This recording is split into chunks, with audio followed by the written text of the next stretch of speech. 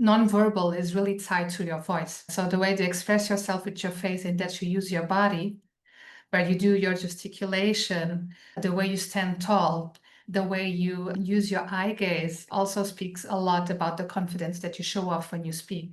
So I always work a lot with the body, not only the voice solely. And then there are a lot of behaviors that take the trust off that attitude of confidence, that is mumbling, filler sounds, So sometimes more than adding things, we need to take things out of your voice. And immediately you will be perceived more confidently. And then, of course, it's about the pitch and the assertiveness of your voice and the pauses. People that are not confident, they struggle a lot with pausing. They just can't stop talking.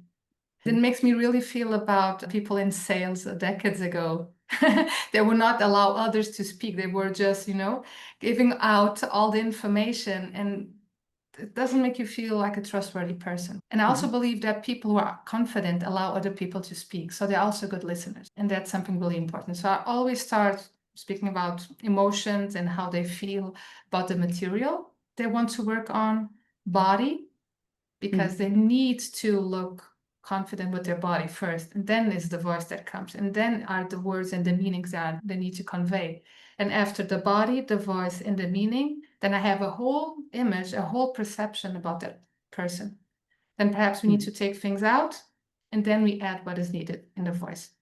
Pausing, that's something that I've noticed. It's a real challenge for people. Bring some water with you on the stage even, or in your meeting, and force yourself to take a drink where it says pause. What are some strategies you give them to help them pause? Because I really do feel like it's one of the hardest things for people to learn. We work on awareness. The pace is one of the most difficult vocal parameters to work on because it says a lot about your own biological rhythm. So forcing people to speak slower or to pause, it's something really difficult because it's really tied to the speed of your thinking and of the way you move as well. So when you see people that speak really quick, they also move really quick. And the opposite is also true. So sometimes even before trying to make them pause, we work on the body.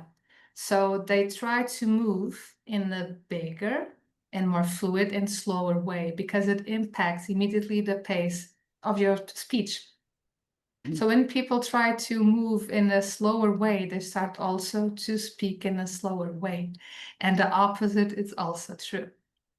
Then with pauses, I start always with shorter sentences, and we do tape a lot. We record a lot. So whenever I can mix body movement or something visual with the pauses, it really helps the brain to do so.